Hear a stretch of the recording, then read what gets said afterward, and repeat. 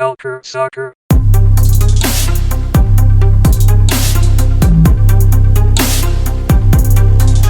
Bonjour et bienvenue à ce nouvel épisode du tournoi MLS is Back sur Culture Soccer. Donc votre animateur depuis quelques jours déjà, Adi Raphaël. Et aujourd'hui, je suis rejoint par un rédacteur de Culture Soccer qui a l'habitude de nous trouver les pépites de college soccer. Mais cette fois-ci, il a décidé de regarder les matchs de la MLS, comme il le fait assez souvent, et nous donner son expertise par rapport à ce qu'il a vu. Salut Florian Boger, ça va bien aujourd'hui? Ouais. Salut Adi, c'est un vrai plaisir d'être avec toi aujourd'hui dans ce podcast. Bah oui, c'est le plaisir et pour moi aussi, Florian, c'est toujours intéressant de discuter avec toi. Je suis sûr que on va parler de la MLS bien évidemment, mais aussi tu vas nous parler un peu de ces joueurs-là qui avaient été draftés, qui ont joué dans ces deux matchs-là hier, et comme ça on va pouvoir en parler un peu plus. Il y en a pas énormément, mais n'empêche, il y en a plusieurs qui ont fait leur début, ou bien peut-être pas spécialement leur début, mais qui étaient là au college soccer et maintenant se retrouvent en MLS. Donc on en parlera aussi en détail. Mais en premier, comme d'habitude dans ce podcast-là, on parle de l'actualité de ce qui se passe à l'intérieur de la bulle à Orlando. Donc aujourd'hui, on est le dimanche, le 12 juillet, il est 10h le matin. D'habitude, on avait programmé notre podcast pour 11h le matin parce que on savait qu'on voulait regarder le match entre Toronto FC et DC United. Malheureusement, le match a été annulé. Il y a deux raisons pour ça. Un joueur qui a été testé positif et l'autre qui a été dont le test n'a pas été concluant. Donc ils attendent voir ce qui va se passer avec le deuxième test. Il y a aussi des rumeurs qui disent que Toronto ne s'est juste pas présenté, même s'ils sont là-bas. On sait que la plupart des joueurs de Toronto ainsi que le coach sont un peu contre ce tournoi-là et l'idée de ce tournoi-là. Donc bref, qu'est-ce que tu en penses de tout ça, Florian? Déjà la surprise d'apprendre quelques minutes avant le début de la diffusion du match a été quand même une sacrée surprise, et je m'y attendais pas du tout puisque les matchs avaient l'air de plutôt bien se passer. Le protocole avait l'air d'être en guillemets de bien fonctionner, et là on découvre là ce matin match reporté. J'ai du mal à comprendre. Je veux dire, c'est vraiment très surprenant, je trouve. Ouais, c'est sûr que c'est assez surprenant déjà que ce soit tardif. Déjà, et là j'ai une personne qui est en train de m'écrire sur Twitter et qui a un point quand même assez logique, et je vais avoir ton avis là-dessus parce qu'on le sait, moi j'ai beaucoup de followers qui sont fans de l'Impact, donc c'est sûr que dès qu'on a l'occasion, ils vont taper sur Toronto. Donc avoir un avis objectif, je suis capable d'en avoir aussi, mais j'aimerais avoir le tien en premier. Donc monsieur Olivier Como qui me dit que bon, en premier, l'Impact va perdre son avantage parce qu'avant, il y avait un certain avantage pour l'Impact parce que Toronto jouait 2 matchs en 3 jours, pardon. Donc cet avantage-là n'est plus là. Mais ce qu'il comprend pas, c'est que la MLS est encore en train d'accommoder Toronto. Toutes les équipes sont venues là à temps, tandis que Toronto a retardé son vol plusieurs fois avant de venir à Orlando. Dès qu'ils sont arrivés à Orlando, leur premier match qui aurait dû être joué durant la semaine a été repoussé à dimanche pour les accommoder encore. Puis là encore, parce que Toronto ne voulait pas sortir sur le terrain, la MLS repousse encore le match. Donc c'est comme si la MLS quand même encourageait un peu Toronto, tu trouves pas? Après, je dirais que s'il y a, par rapport à ce qu'on vient de voir, s'il y a un cas supposé dans l'équipe et qui se sont entraînés, moi je trouve ça assez légitime de refuser de jouer parce que tu peux contaminer d'autres joueurs et tu peux aussi contaminer d'autres joueurs de DC, puisque on parle d'un joueur testé, après ça peut être genre le lendemain ou 2 jours après, hop, il y a un nouveau joueur de Toronto qui est contaminé, et là on va commencer à supposer que d'autres joueurs de DC peuvent être aussi touchés. Et après il y a quand même aussi, je dirais qu'il faut prendre en compte peut-être la spécificité du Canada. Je sais pas trop qu'est-ce qui a été pris au niveau gouvernemental, mais il y a pas très longtemps, on a vu qu'il y a Toronto, au niveau de sa réserve, a carrément annulé la saison. Ils ont dit qu'ils joueraient pas, que ça serait ils rejoueraient que l'année prochaine en USL League One. Donc je je suis pas d'accord disant que la MLS vraiment favorise. Je pense qu'il y a un contexte à particulier, sachant que c'est aussi une ligue canadienne, mais aussi américaine, et qu'il y a certains aussi en fait des désavantages au niveau des green cards, au niveau des lois, etc. Enfin, tu comprends à peu près ce que je veux dire. On peut pas vraiment comparer les choses selon moi.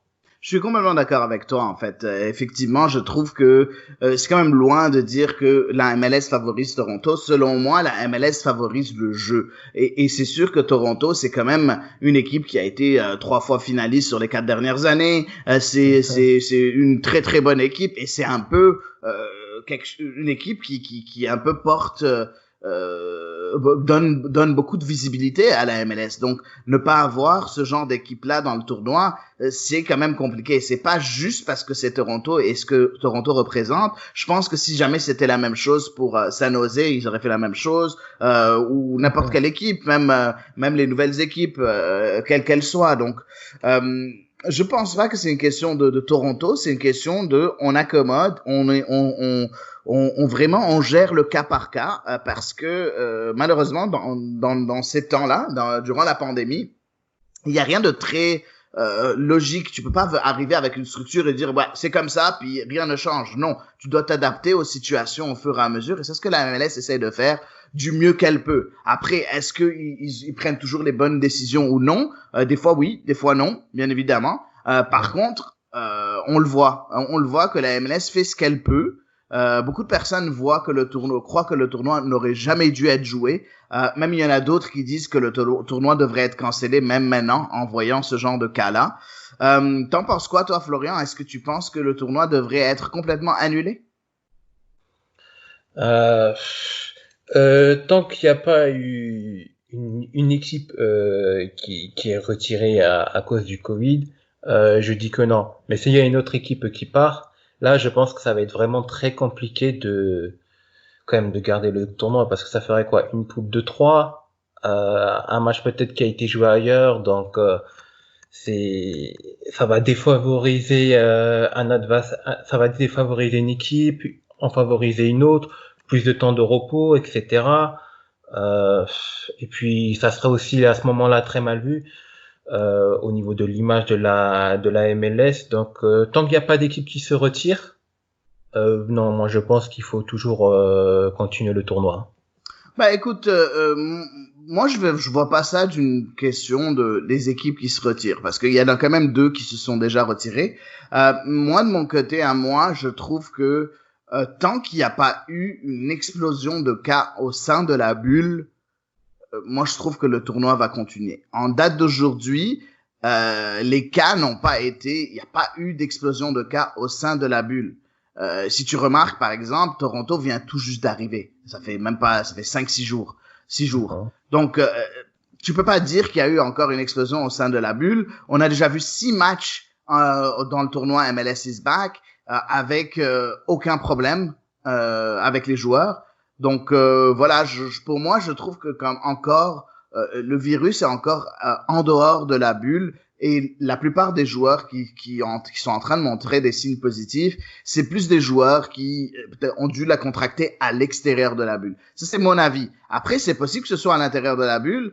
Par contre, tant qu'on n'a pas la certitude que c'est le cas, et ça, on va le savoir quand il y aura plusieurs tests positifs, à ce moment-là, donc là, c'est là qu'une décision devra être prise. Mais en date d'aujourd'hui, je pense qu'il n'y a pas le feu encore. Il n'y a pas le feu encore. Donc, on est à peu près sur la même longueur d'onde, je pense, Ah, Florian, sur ce point de vue-là. Là. ah oui, moi je suis d'accord. Je pense que c'est surtout en fait les événements successifs. On apprend souvent qu'il y a des joueurs qui ont eu les Covid, et puis il y a aussi le cas de Dallas quand même, qui rajoute un peu du mou sur le feu. Donc les gens commencent à se dire il faudrait peut-être arrêter le tournoi. Mais pour l'instant, moi de ce que je constate, ça a l'air plutôt on va dire entre guillemets plutôt bien se passer et je vois pas de raison aujourd'hui de l'arrêter, sauf s'il arrive quand il y a une, deux, trois équipes là qui il faut qu'elles arrêtent là.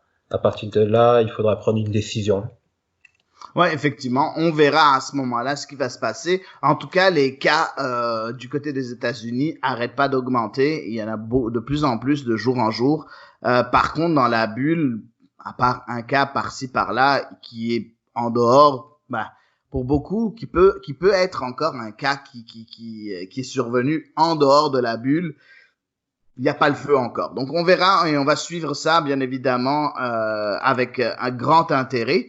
On va parler en fait des matchs qui se sont déroulés hier, donc le 11 juillet. Aujourd'hui on est le 12. Donc on a déjà su que pour demain, donc on parlera pas du match de Toronto et d'ici vu qu'il n'a pas été joué. Il a été reporté à une date ultérieure. On verra à ce moment-là et on en parlera quand ça se jouera. Par contre, il y a deux matchs qui se sont joués hier. On va commencer par le premier match. Un match qui est... Bon, beaucoup l'appellent comme une rivalité parce que ces équipes-là, comme un de mes collègues l'a dit dernièrement, ces deux équipes-là ne s'entendent pas. Et dès qu'ils se sont retrouvés la première fois sur le terrain, il y a eu des flamèches. Elles s'aiment pas, ces deux équipes-là. Donc, tu as Atlanta United d'un côté, puis tu as les New York Red Bulls de l'autre côté. Et ce qui est bizarre, même si Atlanta, on s'est reconnu comme la superpuissance qui a déjà remporté un championnat en très peu d'années d'existence, New York a toujours eu le dessus sur Atlanta. C'est très rare qu'Atlanta ait battu New York. Je pense, j'ai pas les chiffres, mais je pense que Atlanta a battu New York une ou deux fois sur à peu près 7 ou 8 rencontres. Donc c'est quand même la bête noire d'Atlanta, les New York Red Bulls, n'est-ce pas, Florian? Ouais. Et que je me trompe pas, je crois que le tout premier match de l'histoire d'Atlanta, c'était contre le Red Bull, non? Je crois que c'était leur tout premier match lorsqu'ils se sont lancés. Je crois que c'était contre... Ouais, voilà, donc il y a déjà une sorte de petite histoire. Donc et on peut comprendre aussi que il y a une certaine petite haine entre les deux équipes parce que depuis ce jour-là, le Red Bull ne fait que dominer Atlanta. Ouais, effectivement, il y a eu une grosse domination. Donc si on va voir, en fait, il y a eu une victoire d'Atlanta sur 9 matchs. Donc 2 matchs nuls, 6 victoires pour les Red Bulls. Le premier match entre elles était donc le 5 mars 2017. C'était effectivement le jour d'ouverture pour Atlanta United. Et c'était une défaite d'Atlanta à domicile contre les Red Bulls sur le score de 2-1. Dans ce temps-là, Yamil Assad avait marqué pour Atlanta United et de l'autre côté, on avait un but de Daniel Royer qui fait encore partie des Red Bulls et un but contre son camp d'un défenseur d'Atlanta dans le temps. Donc voilà, ça a toujours été très compliqué que ce soit à domicile ou à l'extérieur pour Atlanta. Et la seule fois où ils ont vraiment battu les Red Bulls, c'était lors de la fameuse conquête du titre. C'était en 2018 et c'était lors de la finale de la conférence Est. Et c'était Atlanta à domicile qui a étrillé les Red Bulls sur le score de 3-0 avec Joseph Martinez, Escobar et Villalba qui avaient marqué les 3 buts. Sinon, tout le reste du temps, c'est soit un match nul, donc 2 matchs nuls, 6 victoires pour les Red Bulls. Et dans ces 6 victoires-là, il y a eu la victoire d'hier parce qu'effectivement, les Red Bulls se sont imposés 1-0 face à Atlanta. Un score en général, sans rentrer trop dans les détails, Florian, un score quand même assez mérité pour les Red Bulls. Oui, vraiment très mérité. Il n'y a pas eu de débat selon moi. Le Red Bull a vraiment dominé son adversaire, a très bien géré le match et je dirais même ça reste surprenant qu'il n'y ait il n'y ait pas eu plus de buts même. Ouais, effectivement, c'est assez surprenant de ce point de vue-là. On va commencer comme on fait d'habitude sur le podcast quotidien. On va parler des 11 de départ des deux équipes. On commence par Atlanta United. Donc Atlanta United avec sa fameuse formation à 3 défenseurs privilégiés par l'entraîneur Frank de Boer. Dans les buts, Brad Guzan, en tant que défenseur centraux, on avait Franco Escobar, Miles Robinson et Fernando Meza. Et puis après, sur l'aile gauche, donc qui occupait tout le couloir, c'était le jeune George Bello. Sur le couloir droit, c'était Brooks Lennon, pardon, je me trompe tout le temps entre les deux. Au milieu de terrain, on avait Adams et Hindman. après, en tant que milieu offensif, qui étaient un peu les deux joueurs qui devaient être un peu des électrons libres, on avait Manuel Castro et Pity Martinez, donc Gonzalo Martinez. Et en attaque, on avait Mateus Rossetto. C'est bien évidemment les trois joueurs de devant s'échanger des places. Donc, c'était pas vraiment des positions très fixes. Donc, souvent, on voyait Pity devant, parfois on voyait Castro devant. Donc, ça pouvait changer de temps en temps. Est-ce qu'il y a quelque chose qui t'a un peu choqué de ce 11 de départ-là, Florian, d'Atlanta? Je pensais pas forcément voir Mo Adams titulaire, mais après on voit que c'est un tournoi MLS, que forcément les compos sont pas forcément celles qu'on pourrait attendre, donc je vais pas être forcément pas plus surpris que cela.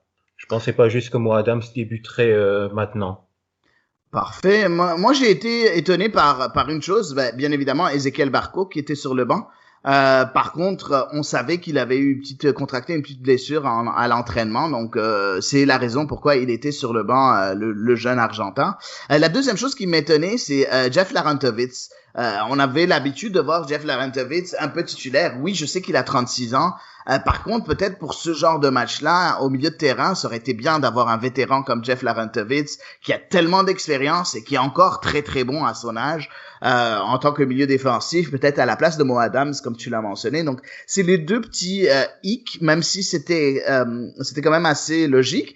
Même là, si jamais Larentowicz, Frank de Boer le sentait pas assez près. Il y avait aussi Eric Remedi qui aurait pu faire le travail. Finalement, c'est lui qui est rentré pour Mo Adams durant le match, vers la fin du match. Donc voilà, ça c'est de mon côté. On va parler du 11 du côté des Red Bulls. Et là, alors, c'est sûr, on s'attendait pas du tout à un 11 pareil. Il faut dire que les Red Bulls sont en pleine, on va l'appeler ça, année de transition parce que ils se sont débarrassés de beaucoup de joueurs. Donc on a à peu près une équipe qu'on connaît pas trop. Donc dans les buts, on avait David Janssen. Tout le monde pensait que ce serait Ryan Meara, mais finalement c'est David Janssen qui a eu le départ. À droite, Kyle Duncan. Au centre, en charnière centrale, Aaron Long, Amro Tarek. À gauche, le jeune français Jason Pendant. Devant, on avait en milieu de terrain Caceres Jr., Sean Davis. À droite, on avait ou parfois qui bougeait vers le centre, on avait Florian Vallo. À gauche, on avait Kaku. Et en attaque, on avait Daniel Royer et Tom Barlow, l'attaquant de pointe. Bref, finalement, ça s'est annoncé comme un 4-4-2. Finalement, ça a changé à une sorte de 4-2-3-1 avec Barlow juste en pointe, puis Royer, Kaku et Vallo un peu autour. T'as pensé quoi de ce 11 de départ? Est-ce qu'il y a quelque chose qui t'a un peu étonné?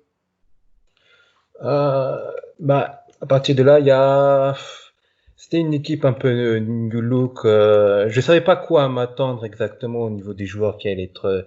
Comme tu l'as dit un peu avant, il y a beaucoup de joueurs qui sont partis, beaucoup qui sont arrivés. Ils ont perdu aussi Luis Robles qui maintenant est Inter Miami. Je préfère éviter de trop m'avancer là-dessus puisqu'il y a certains joueurs que je connais pas trop vraiment, mais l'équipe en elle-même m'a plutôt satisfaite. Oui, effectivement, l'équipe était quand même assez intéressante. Par contre, grosse surprise dans le 11 de départ, la charnière centrale qui a fait les beaux jours de New York dans les dernières années, qui est Tim Parker, Aaron Long, était pas là. On avait Amro Tarek et Aaron Long. J'ai pas entendu parler d'une blessure de la part de Tim Parker. En tout cas, c'est très possible. Finalement, il est rentré dans les dernières secondes du match, je pense vers la 90e minute, Tim Parker. Mais d'habitude, ça a toujours été la charnière centrale sur les 2 dernières années, Aaron Long, Tim Parker, et qui a été extrêmement bonne. Ça, c'était première surprise. La deuxième, je vais pas dire surprise, mais je m'attendais à voir le milieu de terrain, Mark Rzatkowski, qui soit à côté de Sean Davis. Finalement, il y a un choix pour Christian Caceres Jr., le jeune Vénézuélien. Donc, c'est pas un mauvais choix, je trouve. Par contre, voilà, petite surprise avec Tim Parker. En fait, grosse surprise avec Tim Parker sur le banc. Donc, voilà du côté de New York. Finalement, ça n'a pas pris beaucoup de temps, hein. Ça n'a pas pris beaucoup de temps avec un superbe jeu en triangle avec Kaku qui retrouve finalement en profondeur Florian Valot, et Valot qui vient et qui met le ballon au fond des buts. C'était à la 4e minute, si je m'abuse. C'est un excellent début de match des Red Bulls. Puis finalement, comme tu l'as dit, ça avait l'air assez logique parce que durant tout le match, même si la possession était grandement en faveur d'Atlanta, malgré ses 14 tirs au but, malgré ses longues périodes de possession, n'a vraiment pas fait peur aux Red Bulls, tandis que du côté des Red Bulls, chaque fois qu'ils avançaient, c'était une occasion extrêmement dangereuse. Comme tu l'as dit, même à la mi-temps, ça aurait pu être un 2 ou un 3-0, n'est-ce pas, Florian? Ah oui, exactement. Si vous regardez les stats, vous voyez que le Red Bull a seulement tiré que 6 fois, mais en réalité, dans le match, ça a été beaucoup vers l'avant. Certes, il y a eu souvent du déchet vers la dernière passe, mais pendant le match, j'ai trouvé qu'ils répétaient souvent le même schéma et à chaque fois, ça faisait mal à la défense avec plus ou moins de réussite.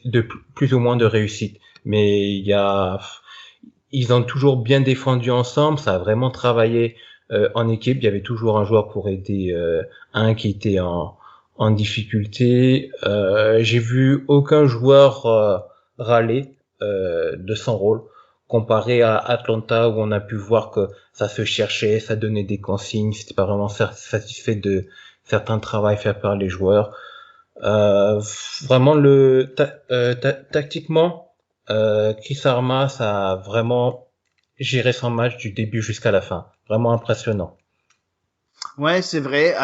Par contre, quand tu y penses, moi sur ce match-là, ce que j'ai beaucoup aimé du côté de New York, c'est que tu as dit qu'Atlanta répétait souvent la même chose. C'est vrai, mais je pense que c'était... Je disais New York. New York répétait souvent la même chose, mais Atlanta aussi. On voyait Atlanta qui avait du mal à aller vers le milieu de terrain.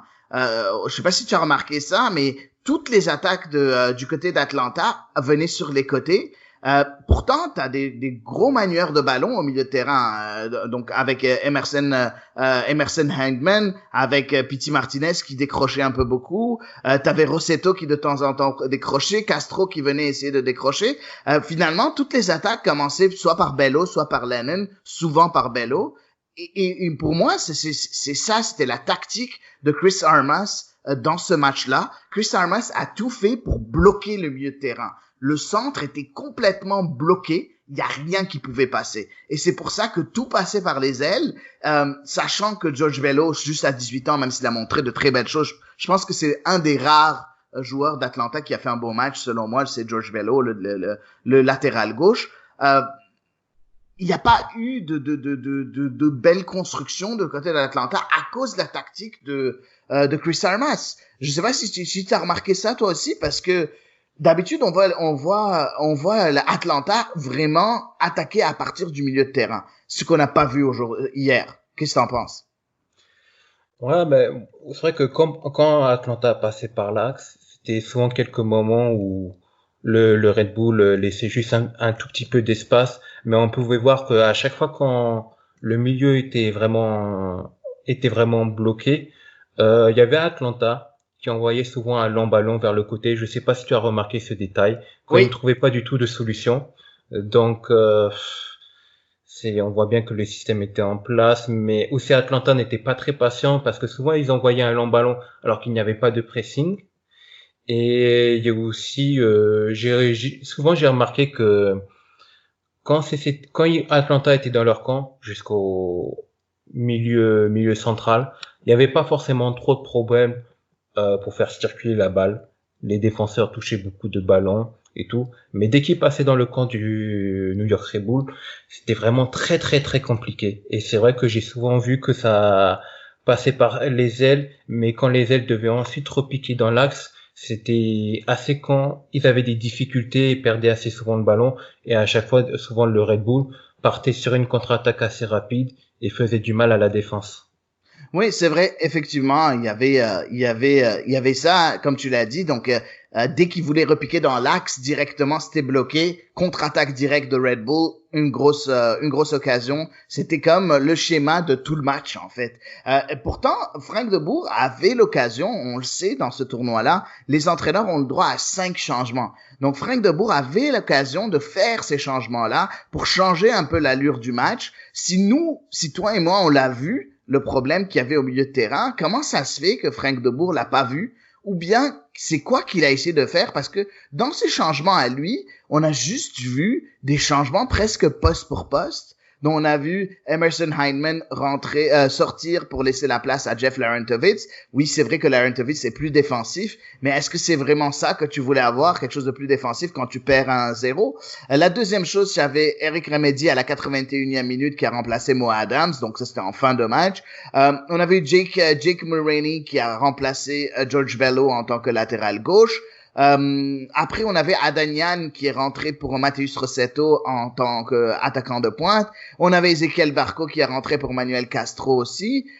Finalement, il n'y a pas eu vraiment de changement tactique du côté de Frank de Boer. On a vu vraiment presque bon, il y a des profils de joueurs différents, oui, mais sauf que en tant que structure, en tant que formation, on n'a pas vu une grosse différence entre Atlanta qui arrivait pas à faire la différence en première mi-temps et Atlanta en deuxième mi-temps qui aussi n'a pas réussi à faire la différence, n'est-ce pas, Florian? Ouais, n'est-ce pas? Ouais, c'est ça, ouais. C'est vrai que je sais pas trop pourquoi. Je sais que je dirais peut-être que normalement on va dire, puisque Atlanta c'est une grosse équipe, les grosses équipes elles doivent savoir, gérer leur chrono, gérer leur temps. C'est-à-dire savoir être patient, trouver la faille au bon moment. Et c'est peut-être ce que De Boer a voulu faire. Lorsqu'on regarde sur la fin de match, où Atlanta a été dangereux, je crois qu'on a eu 7 minutes de temps additionnel. C'est vraiment à ce moment-là. Là, on a commencé à voir un Atlanta qui pousse, qui peut-être qui pouvait marquer ce petit but parce qu'on sentait que le Red Bull commençait à flancher un peu physiquement, mais ils ont pas craqué. Donc je me dis peut-être que le plan de De Boer, c'était on fait pas trop de changements tactiques, ils vont s'épuiser physiquement, on va jouer la montre jusqu'au bout pour pas trop montrer où on veut aller, et quand on arrive vers la fin, ben, comme tu as dit là, le changement de Mo Adams et d'autres, ben c'est là qu'on commence vraiment à pousser pour mettre ce but égalisateur. Mais ça serait quand même, je serais quand même un peu surpris quand même que il aurait voulu quand même jouer le match nul sur un match pareil, comme s'il craignait le New York Red Bull. Ouais, c'est bizarre parce qu'en conférence de presse, il a dit, nous on est Atlanta, on veut toujours gagner. Puis bon, finalement, il n'a pas vraiment montré grand-chose, Frank de Boer, pour gagner, selon moi. On va parler un peu de l'éléphant dans la pièce parce que on tourne autour du pot depuis le début, mais j'ai comme l'impression que je veux te poser une question. Est-ce que pour toi, Atlanta fait encore partie des favoris sans Joseph Martinez? Sur ce que j'ai vu, je pense que même s'ils avaient Joseph Martinez, je pense qu'ils auraient perdu plus que 1-0. Parce que je pense que le Red Bull, honnêtement, quand on voit ce qu'ils ont fait, quand on voit qu'en deuxième mi-temps, ils ont juste géré le match, je pense qu'avec Martinez, s'il était là, ils auraient poussé encore un peu plus. Et on a vu quand même que la défense vraiment défensivement, Atlanta United, c'était vraiment mauvais. Il y avait des espaces affreux, ils se faisaient déborder euh, trop facilement sur les côtés avec Escobar et Meza. Surtout Meza sur son côté défense gauche, puisqu'il jouait défenseur central gauche. Je l'ai vu se faire déborder dans son eau trop facilement. Et ça, c'est vraiment inquiétant au début du tournoi. Il y avait vraiment pas d'organisation défensive de Atlanta. Donc moi, c'est un peu avancé ce que je vais dire, mais le prochain match d'Atlanta va pas être si simple que ça s'il règle pas ces problèmes-là défensifs. Il y avait vraiment pas de schéma. Exactement, je suis complètement d'accord avec toi. Et tu sais, quand j'ai annoncé le 11, j'ai à peu près annoncé du mieux que je pouvais parce que Rossetto, des fois, on les voyait en attaque, après on le voyait au milieu de terrain, après on le voyait à droite, on le voyait à gauche. C'était un peu du n'importe quoi. Je nommais Rossetto, c'est la même chose pour Castro, même chose pour Pity Martinez qui a quand même eu un très bon match aussi. Pity Martinez hier, c'est lui qui a qui a créé la plupart des chances pour Atlanta United. Mais je suis complètement d'accord avec toi. Je pense qu'avec Martinez, c'est sûr que ça aurait été peut-être un peu mieux, mais je pense quand même qu'ils auraient perdu le match parce que la structure était pas là selon moi. Passons un peu aux New York Red Bulls. Comme on l'a dit, beaucoup de départs depuis l'année passée. Est-ce que c'est une équipe est-ce que tu as de nouveau confiance en cette équipe ou est-ce que tu penses que la seule raison pourquoi les Red Bulls se sont imposés, c'est parce que Atlanta était pas bon? Ah, j'ai quand même été surpris du Red Bull, mais j'ai l'impression que les équipes qui commencent plus tardivement dans le tournoi aussi seront un peu plus prêtes que les autres. Et toi, physiquement, et pour travailler un peu leur phase de jeu. Et sur le Red Bull, on a quand même vu beaucoup de phases de jeu intéressantes et vraiment une équipe. Et quand on regarde le match, on se dit que ok, à la prochaine rencontre, il peut faire encore beaucoup mieux encore. Et il pourrait peut-être créer la surprise, je ne sais pas, mais c'est vrai que là, j'ai quand même été rassuré. Pour moi, ça va être quand même difficile de bouger le Red Bull quand on voit l'état d'esprit qu'il y avait sur ce match-là. C'est vraiment l'état d'esprit qui m'a surtout surpris. Ouais, je suis d'accord avec toi. L'état d'esprit était quand même très bon. Après, j'ai pas été non plus extrêmement impressionné par le Red Bull. J'ai trouvé que la tactique était très bonne.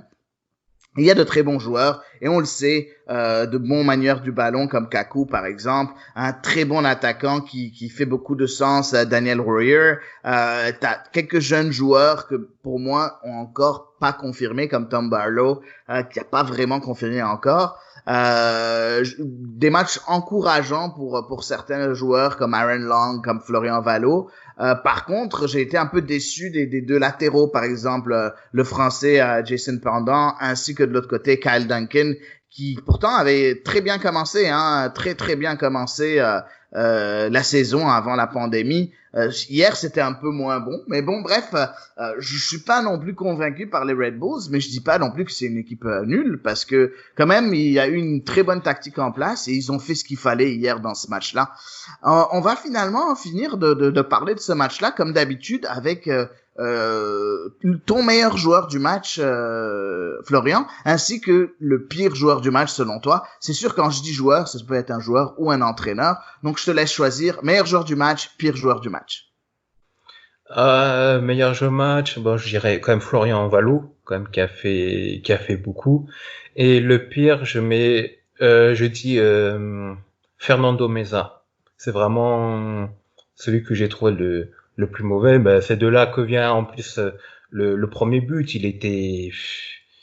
Je sais pas si pour ceux qui ont vu le premier but, mais il était limite, il était presque positionné comme un latéral droit. Et c'est lors du jeu en triangle, ben le Red Bull a vu l'espace et ils ont percé directement dessus et Valo a pu marquer, bon, sans aucune opposition. Mais c'est arrivé aussi très souvent pendant la rencontre. Donc Fernando Meza pour moi, a été le plus mauvais joueur du match. Ouais, ben écoute, pour moi, de mon côté, j'ai choisi Emerson Hyndman, l'international américain de 24 ans, qui est quand même un très bon joueur de ballon. Je l'ai pas vu avoir une certaine influence sur le match. C'est ça qu'il est sorti à la 56e minute. J'aurais aimé voir plus de Emerson Hyndman du côté d'Atlanta. Bon, pour moi, c'était le pire joueur du match. Pardon, j'ai dit le meilleur, je voulais dire le pire.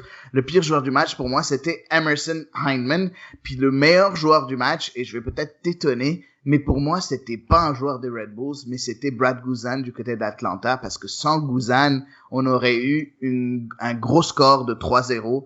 Il a été extrêmement bon, non seulement sur ses arrêts, il a coupé plusieurs trajectoires sur des centres, il a été là, il a essayé de remotiver son équipe, on le voyait, il était derrière, même à un moment donné, il a relancé le ballon, puis il est sorti de la surface de réparation, comme s'il voulait, lui, aller en attaque, tellement il voulait encourager son équipe en leur disant, allez, bougez.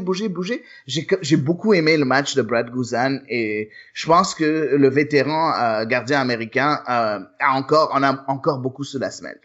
Ah oui, non, c'est vrai que j'avais un peu oublié avec la défaite de l'Atlanta, puisque souvent, bon, quand il y a une défaite, on oublie un peu qui a été... Bon, mais c'est vrai que Guzan, heureusement qu'il est là, franchement, Ouais, heureusement qu'il est là.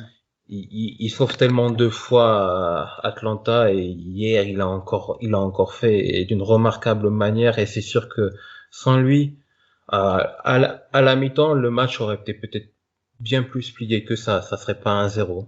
Ouais, exactement. Par contre, c'est sûr, mention honorable à Chris Armas. Comme je l'ai dit, j'ai adoré la tactique de New York Red Bulls. Pour moi, c'est pas un joueur qui a fait des Red Bulls qui a sublimé cette équipe-là. C'est plus la tactique. Donc, j'ai hésité longuement entre Chris Armas et Brad Guzan pour le meilleur joueur / entraîneur du match. Mais pour moi, j'ai dit Guzan, c'est lui qui a fait la grosse différence. Par contre, je pense que la tactique d'Armas mérite d'être saluée. Et voilà, on va voir ce que l'ancien international américain va pouvoir ramener le prochain match, si jamais il va pouvoir avoir aussi une tactique aussi intéressante. On verra, bien évidemment, on en parlera sur le podcast quotidien de MLS is Back fait par Culture Soccer. Donc voilà pour le premier match disputé hier. Le deuxième match, c'était le derby de l'Ohio. Je sais, beaucoup de personnes vont me dire non, c'est pas un derby parce qu'ils sont pas dans la même ville. Je comprends, mais j'ai bien dit le derby de l'Ohio parce que c'est un derby, c'est un match entre deux équipes d'un même état. Donc pour moi, je l'appelle quand même un derby étatique, si vous voulez, mais quand même un derby. Et j'adore le nom de ce derby-là, Hell is Real, qui veut dire l'enfer est vrai. Donc, juste pour dire, bon, c'est un derby quand même monté de toutes pièces par la MLS, mais d'un autre côté, les supporters se détestent, mais royalement. Vous voyez les petites piques envoyées avant le match, durant le match et ainsi de suite. Donc, Cincinnati-Columbus, c'était un match que j'avais hâte de voir. En premier, parce que le recrutement de Cincinnati sur papier avait l'air extrêmement intéressant. Et en deuxième, la patte Caleb Porter du côté de Columbus. Après une année de transition pour Caleb Porter où il avait très mal fait en 2019, je pensais que cette année, on allait voir le vrai Caleb Porter qui a quand même fait les mouvements qu'il voulait faire, qui a ramené les joueurs qu'il voulait avoir. Puis j'ai beaucoup de confiance envers cette équipe de Columbus. Est-ce que c'est un match aussi que tu avais hâte de voir, toi, Florian? Ouais, j'avais hâte de voir en particulier pour voir, bon, j'avais déjà vu un peu Cincinnati en USA, donc on garde toujours en mémoire les bons moments qu'ils ont réussi. Il y avait aussi quand même beaucoup de joueurs de collège, beaucoup de joueurs en sur le terrain. Et j'étais très curieux de voir aussi comment les deux équipes allaient évoluer. Et puis ça reste un derby de l'Ohio et on sait que aussi par expérience dans le coin, au niveau de l'Ohio, tous sports confondus, ces rencontres-là sont vraiment des rencontres assez dures. En général, ils s'aiment pas du tout quand ils se jouent entre eux. Donc c'était vraiment un match que j'avais hâte de voir. Ouais, effectivement. Et donc, je vais parler un peu des 11 de départ, comme on a fait lors du match, de l'analyse du match précédent. Donc, on commence en premier. Du côté de FC Cincinnati, pardon, il y avait donc Titan dans les buts, l'international polonais. Sur la gauche, Greg Garza. Au centre, on avait Tom Peterson puis Kendall Waston. Et à droite, on avait Saad Abdul Salam. Au milieu défensif, on avait Haris Medunjanin. Après, au milieu de terrain, on avait Frankie Amaya et Siem de Jong, l'international néerlandais, qui était là à ses débuts avec Cincinnati. Sur le côté gauche, on avait le japonais Yuya Kubo, le joueur désigné. À droite, on avait Kekuta Mane. On connaît très bien Mane pour avoir ses nombreuses années en MLS. Et puis en pointe, très bizarrement, Adrien Régatin, le français, qui est d'habitude plus un ailier. C'est sûr que toi, tu le connais très très bien, Régatin, étant toi-même de Toulouse, vu qu'il a été joueur de Toulouse pendant quelques années. Est-ce que ça t'a étonné de le voir en numéro 9, Adrien Régatin? Très étonné. Parce que c'est pas du tout un neuf, c'est vraiment un ailier droit plutôt. Et c'est surtout un joueur vraiment très petit. Bah, t'as dû le voir que pendant le match, dès qu'il fallait être sur la tête, que c'est limite si les défenseurs de Columbus allaient pas sauter au-dessus de sa tête pour pour décrire un peu la situation. Et après, je me suis dit, pourquoi pas le tester en neuf, parce que c'est vrai que quand à Toulouse, en tant qu'ailier, il nous a rendu vraiment beaucoup de services, hein, on l'oublie pas, mais il était très très irrégulier. Il faisait 3 matchs très bons, puis après il t'en faisait 4 très moyens, et puis ensuite 2 autres pas bons. Euh, à droite comme à gauche, il était là, il était pas là. Donc pourquoi pas? Pourquoi pas neuf, mais c'est un choix très surprenant, sachant que c'est vraiment un joueur de petite taille et que il a pas été formé à ce poste-là. Effectivement, moi aussi, ça m'a beaucoup étonné de ce point de vue-là. Par contre, il y a certains choix de l'entraîneur Jaap Stam. On le sait, c'est l'entraîneur néerlandais. On connaît tous sa carrière de joueur, extraordinaire joueur dans le temps, mais aussi il a eu quelques bonnes choses aussi en tant qu'entraîneur, quelques bonnes et quelques mauvaises expériences. Bonne expérience en Angleterre, d'autres mauvaises en Angleterre. Bref, vous irez voir un peu son historique. Mais il y a certains choix que j'ai juste pas compris. Du côté de Cincinnati. En premier, pourquoi on n'a pas vu Mathieu Deplagne, qui a été selon moi un des meilleurs joueurs l'année passée pour Cincinnati? Comment ça se fait que Deplagne n'était pas sur le 11? J'ai du mal à l'expliquer. La deuxième chose que j'ai trouvé un peu bizarre, c'est de mettre en même temps Medunjanin et De Jong et Amaya au milieu de terrain. Medunjanin, juste pour vous mettre au courant, c'est un numéro 6, oui, mais c'est un numéro 6 relanceur, donc qui va beaucoup plus faire les jeux de passe. En récupération, il est bon, mais il couvre pas beaucoup de terrain en récupération, donc j'aurais aimé voir un autre joueur, un autre milieu de terrain qui soit un peu plus récupérateur. Avec ces trois-là, on avait De Jong qui est extrêmement offensif, qui d'habitude joue en tant que milieu offensif et non même pas milieu central. On a Frankie Amaya, on le sait, c'est un joueur de petit gabarit très technique, mais c'est pas un récupérateur. Il manquait ce récupérateur au milieu de terrain pour Cincinnati. Après, en attaque, on sait très bien que Locadia est blessé, donc il n'est pas disponible, qui est qui est effectivement le choix numéro 1 en attaque, mais j'aurais plus vu, par exemple, Kubo en attaque. Donc, bref, je sais pas ce que tu as pensé de ce 11 de départ-là du côté de Cincinnati. Je savais pas trop quoi m'attendre au niveau du 11, comme c'est un nouvel entraîneur. Je savais pas trop exactement dans quel système il allait évoluer. Mais c'est vrai que ne pas voir Mathieu Deplagne dans le 11, ça m'a surpris parce que comme il a joué l'année dernière. Je pense que c'était quand même un des cadres de l'équipe, quoi. Donc ça reste surprenant. Et puis un 4-3-3, je veux dire le milieu à 3 avec Amaya en tant que 8, ou je sais pas en tant que 6, c'était un peu étrange, mais on va en parler certainement après. C'est je sais pas, j'ai été comment dire, c'est difficile à se prononcer. C'est difficile à se prononcer. Comme c'est un nouveau coach, je dirais plutôt, bon, laissons voir ce que ça va donner. Bon, au final, quand on regarde le résultat final, ça n'a pas été bon du tout. Ouais, effectivement. Après, on voit le résultat final, juste pour le dire, victoire de Columbus 4-0. C'est la première victoire d'une équipe en MLS par plus d'un but depuis le début de ce tournoi-là. Là, c'est pas plus qu'un but, c'est 4 buts différents, c'est quand même énorme.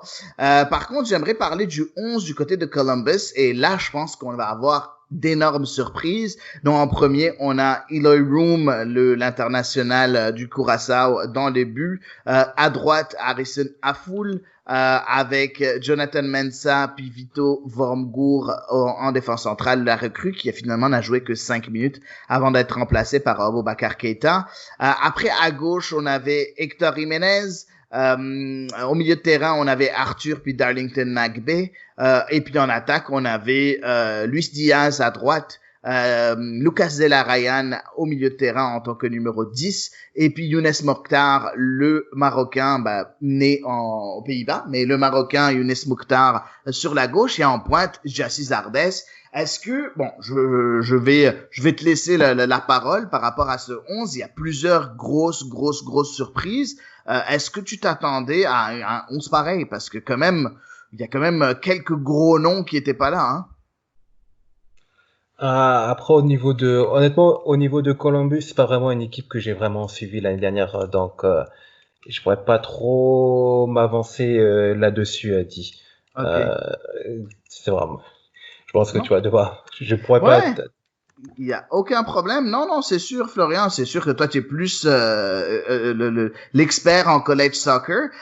Mais oui, il y a 3 gros morceaux qui étaient manquants du côté de Columbus. En premier, Pedro Santos, l'ailier brésilien, qui était même pas sur le banc, même pas dans le 11. On avait aussi Milton Valenzuela, qui est le défenseur gauche, le latéral gauche argentin, qui a été extraordinaire lors de sa première année en 2018 avant de se blesser pour 2019, qui était pas là non plus. Et puis, il y avait un 3e joueur dont le nom m'échappe, qui était pas là aussi, et que c'était aussi une grosse surprise parce que on s'attendait à voir ces joueurs-là sur le 11 de départ, et si c'est pas sur le 11 de départ, au moins sur le banc. Bref, c'est quand même assez intéressant parce que malgré tout ça, un bon 4-0. Donc le 3e joueur, c'était Fernando Adi, bien évidemment. C'est toi-même qui me l'a mentionné, mon ami ça, Florian. Donc ça, c'était une surprise. C'est ça, et Fernando Adi qui était en vent avec Portland, qui a mal fait à Cincinnati, puis finalement qui a été repris par son ancien coach Caleb Porter, qui était même pas sur le banc. Et je pense que bon, ils en avaient pas vraiment besoin. Mais n'empêche, c'est quand même assez surprenant de voir ce 11-là. Après, j'ai été extrêmement impressionné par cette équipe de Columbus. Un excellent Darlington Nagbe qui a été partout dans ce match-là. Les latéraux étaient quand même assez bons, moins offensifs que d'habitude, mais quand même assez bons. Et la pépite Lucas Zelarayan avec son premier but sur coup franc, qui est magnifique. Gyasi Zardes a marqué 2 buts, il en aurait pu marquer 6 peut-être dans ce match-là si jamais il était un peu plus adroit. Et puis Younes Mokhtar, sa vision sur le jeu était quand même délectable. T'as pensé quoi de la prestation du crew de Columbus? Là, vraiment comme je l'ai dit aussi sur Twitter, c'était le jeu d'Akron. Pour ceux qui ne savent pas trop, c'est Caleb Porter, avant de venir en MLS, il entraînait à l'université à Akron, et ce style de jeu là que son équipe a déployé, c'est le même style de jeu que l'équipe universitaire déploie toujours depuis qu'il est parti, donc son héritage est perdu. Et c'est un style de jeu que j'adore énormément voir parce que c'est fluide, c'est très collectif, c'est toute une équipe qui participe. Et c'est ce qu'on a vu hier. On a vu que, je crois, tous les joueurs ont touché le ballon. Je sais même pas combien. Je sais pas, peut-être qu'il y a dû au moins, presque toute l'équipe a dû faire peut-être 50 touches de balle, peut-être. Ils ont trouvé facilement les espaces, ils ont toujours travaillé ensemble. Il y a Zelarayan, quand je voyais en tant que numéro 10, c'était un régal à voir. Mokhtar sur le côté gauche, très actif. Ils ont toujours été patients aussi sur le terrain. On a vu qu'ils n'ont jamais été en panique. Ils ont toujours fait le bon choix.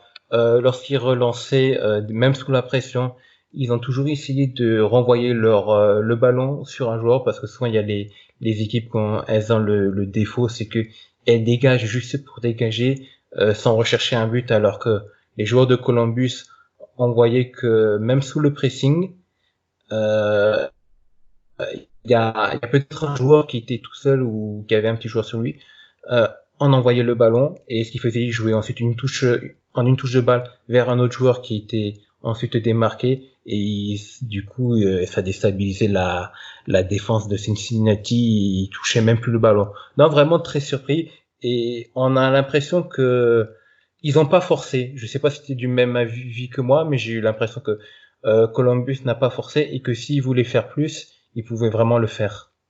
Oui, c'est sûr. Après, comme j'ai dit, enfin, je vais pas dire les 3 pièces, mais les 2 pièces. Si jamais tu avais Milton Valenzuela en plus avec Pedro Santos, je pense que ça aurait fait encore plus mal, je trouve, ce 11 de départ. Par contre, oui, est-ce que c'est peut-être une illusion d'optique ou quoi que ce soit qui a fait en sorte que on a senti qu'ils ont pas trop forcé ou non? C'est possible. Par contre, c'était un jeu extrêmement huilé, très bien mis en place par Caleb Porter. On sentait qu'il faisait ce qu'il voulait en fait.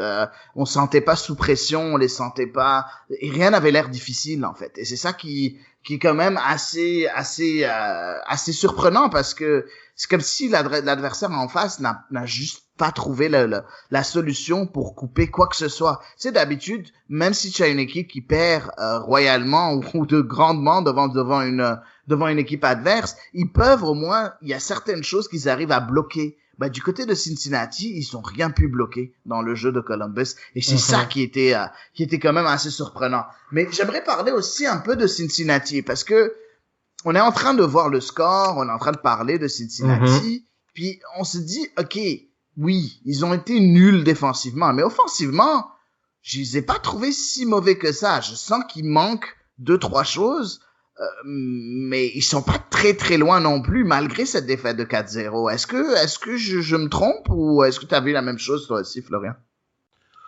Bah, on voyait que quand ils avaient pu attaquer, il y avait ça pouvait aller au bout, mais c'était vraiment les attaques étaient très très mal accompagnées. On voyait que c'était très très mal accompagné parce que aussi l'équipe était vraiment très bas sur le terrain quand on regarde comment ça jouait.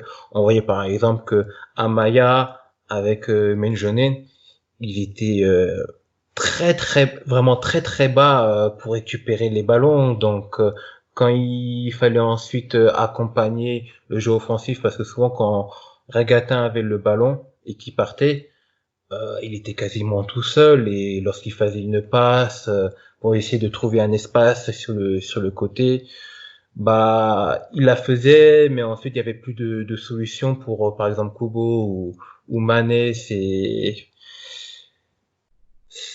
Ça attaquait pas ensemble, On sentait que s'ils étaient plus structurés ensemble, moi c'est ce que je pense, s'ils étaient un peu plus structurés au niveau des attaques, ils auraient pu mettre au moins un but peut-être, puisque c'était pas comme si c'était la défense a été énormément dominante. Je crois pas que la défense de Columbus a eu énormément de duels directs en face à face. Ouais, c'est vrai. Après, j'ai trouvé un peu étonnant aussi le fait que il y a pas eu de réaction aussi du côté de. Enfin, il y a eu une réaction de Yapstam, mais sauf que pas la bonne. On l'a vu échanger un de ses défenseurs à la mi-temps, par exemple, Greg Garza, qui l'a remplacé par Andrew Gutman. Mais on n'a pas vu de changement au milieu de terrain qui avait l'air vraiment le problème dans ce match-là, parce que très souvent, et tu l'as remarqué, Florian, et tu me l'as même dit en privé à un moment donné sur Twitter, t'as remarqué qu'à chaque fois que Columbus venait, il y avait comme un trou béant au milieu de terrain. À chaque fois qu'il y avait une attaque de Columbus, le milieu de terrain était juste pas là. Il y avait personne en couverture défensive au milieu de terrain. Donc la défense se retrouvait un peu prise toute seule. Est-ce que je peux vraiment blâmer cette défense-là? J'ai du mal à blâmer cette défense-là. Je pense que le milieu a complètement raté son match, n'est-ce pas, Florian? Ah oui, non, franchement la défense en elle-même, j'ai pas à critiquer. Moi, je trouvais que elle faisait des choses intéressantes quand on regarde le début du match de Columbus, mais le milieu vraiment, c'était vraiment pas bon. vraiment pas bon du tout. Comme je disais un peu avant, il était vachement bas. Pour créer le jeu, normalement, il devrait être un peu plus haut. Et ça, je l'ai pas compris. J'aurais pensé que Jabstan, et peut-être qu'il aurait fallu, je pense, arrêter le système en 4-3-3 et changer vers un autre système de jeu pour permettre d'avoir une position un peu plus haute sur le terrain, parce que quand t'es vachement bas, quand t'as le ballon et que tes joueurs, surtout tes milieux, sont super bas lorsqu'ils créent le jeu, bah si tu le perds, c'est hyper compliqué ensuite de faire les efforts derrière. Donc non, le milieu a vraiment pas été bon. Ouais, effectivement. Bref, parlons un peu des prestations de ces joueurs-là, un peu juste de manière générale. Est-ce que t'as été bon, en fait, non. On va parler un peu, on va revenir sur notre schéma. Est-ce que pour toi, quel est le meilleur joueur du match? Tu peux donner des mentions spéciales parce que pour moi, il y en a beaucoup. Et quel est le pire joueur du match dans ce match-là? Parce que aussi, il y en a beaucoup. Donc, j'aimerais vraiment avoir ton avis, Florian. Puis, hésite pas à donner des mentions spéciales pour les deux cas. Ouh. Alors bon, le meilleur joueur du match. Je dirais, c'est compliqué. Il est du côté de Columbus quand même, mais c'est Ouais, compliqué. Il y a même Zardes, on peut dire qu'il a été bon. Hein. ouais, il a été À bon. part, et je dirais, je triche un peu, mais je veux dire l'équipe de Columbus, le 11 complet, c'est vraiment, Donc, Caleb Porter, quoi. ouais, voilà, Caleb Porter, ouais, est-ce qu'il a, ouais, Caleb Porter.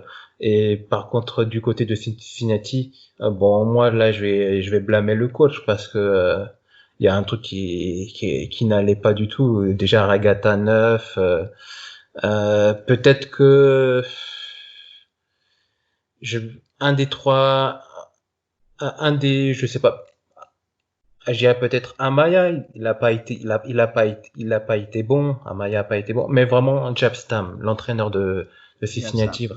Donc pour Ouais. toi, c'est Caleb Porter. Donc les deux entraîneurs, meilleur joueur ou meilleur entraîneur du match, ben, c'était Caleb Porter. Et pire entraîneur ou joueur du match, ben, c'était Yabstam pour toi. Donc pour toi, c'était un match tactique entre ces deux équipes-là. Puis la bataille tactique a été complètement perdue par Yabstam et complètement remportée par Caleb Porter. C'est quand même moi je trouve que c'est un très bon choix, Florian, parce que effectivement il y avait un gros duel tactique. Mais moi j'aimerais souligner l'excellente prestation de Darlington Nagbe.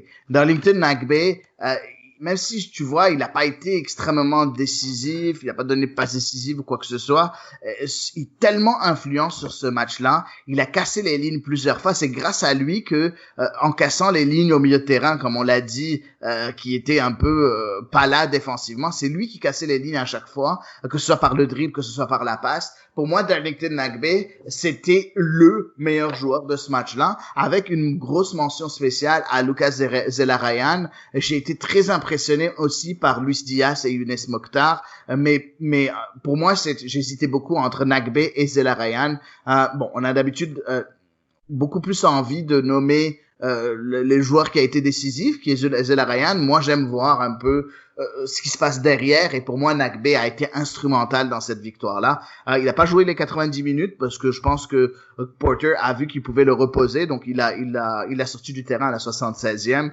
mais excellent match de la part de Nagbe. Du côté du pire joueur du match, très sincèrement, je suis extrêmement déçu du match de Siem de Jong. Siem de Jong, pour moi, c'est un joueur qui a longtemps été proche de la classe mondiale. C'était un joueur qui a été tellement bon en étant déjà international néerlandais. C'est pas très facile déjà de l'être en sachant tous les gros joueurs du côté offensif que les Pays-Bas peuvent avoir. Il a eu 6 sélections, 2 buts dans ces 6 sélections-là. Par contre, Siem de Jong a eu aucune influence sur ce match-là. Et c'est ça qui est dommage, parce que on l'a vu, par exemple, Siem de Jong était à l'Ajax, il était extraordinaire, il avait été acheté à Newcastle, il est reparti au PSV Eindhoven, il est reparti à l'Ajax, puis après il est parti se perdre. On a comme l'impression que ce joueur-là n'est pas assez sérieux Et c'est dommage parce que dans ce match-là, il aurait pu montrer qu'il était dominant parce que techniquement, il est supposé être dominant, mais il a été tellement décevant dans ce match-là. C'est un joueur que j'aurais aimé voir exploser, ce qu'il a pas fait. Et pour moi, j'ai été extrêmement déçu de son match. Je sais pas ce que tu en penses de mes choix. Comme je disais un peu avant, si je devais mettre le pire joueur, ça serait un des trois milieux. Je dis un Maher, mais je serais pas trop me décider. Mais c'est vrai que De Jong, je l'ai pas vu, donc je trouve que ton explication est sensée. Après le milieu, les trois milieux, de toute façon, dans leur activité, ça n'a pas été vraiment ça sur la rencontre. Ouais, effectivement. En tout cas, donc voilà pour ces deux matchs-là d'hier. Ouais. Je sais pas si tu as quelque chose à ajouter, Florian, par rapport à ces deux matchs-là et par rapport à ce tournoi-là. Peut-être que je me trompe, mais j'ai l'impression que c'était quand même, on a assisté pour l'instant peut-être aux demi-heures rencontres du tournoi pour le moment. C'était vraiment, je me suis pas ennuyé en tout cas cette nuit. Je regrette pas d'avoir perdu cette nuit de sommeil. C'était vraiment fun à voir. Et c'est surtout par rapport au match de Atlanta United et New York Red Bull. J'ai eu c'est un peu à la rigolade, mais j'ai eu l'impression que par rapport au système tactique qu'a mis New York Red Bull, c'est toi en quelque sorte, c'est comme si tout était prévu, c'est comme si tout était écrit, tout est prévu à l'avance, comme s'ils avaient en fait regardé, tu vois, l'entraînement de Atlanta United en fait, tu vois un peu ce que je veux dire en fait, Adi. Oui. C'est comme si c'était déjà programmé et on l'a vu, Atlanta a toujours eu du mal contre les New York Red Bulls. Est-ce qu'il y a une grosse préparation tactique faite par Hermas avant? Ça a l'air que c'est ça. Après, c'était pas tout le temps Hermas, puis c'était pas tout le temps De Boer dans l'histoire entre ces deux équipes-là. Par contre, c'est comme si, effectivement, je suis complètement d'accord avec toi, c'est comme si que New York Red Bull avait accès aux entraînements d'Atlanta pour savoir exactement comment les contrer. T'as complètement raison. Ouais, parce que c'était vraiment surprenant. Je me suis dit, c'est pas possible. Ils étaient au courant depuis le début que ça allait être comme ça, c'était écrit. Donc ça, d'un côté, c'est assez drôle. C'est assez drôle. Effectivement. Donc, on verra ce qui va se passer dans le reste du tournoi. On va continuer à suivre et continuer à vous faire les podcasts quotidiens. Merci, Florian, d'être venu à ce podcast de MLS is Back de Culture Soccer. Ouais, je te remercie de l'invitation, Adi. C'était vraiment un plaisir de t'accompagner sur ce podcast. Toujours un plaisir de discuter avec toi, Florian. J'espère que vous avez apprécié ce podcast quotidien de MLS is Back. Donc voilà pour aujourd'hui, puis on se revoit demain pour un nouvel épisode de ce podcast. Culture Soccer.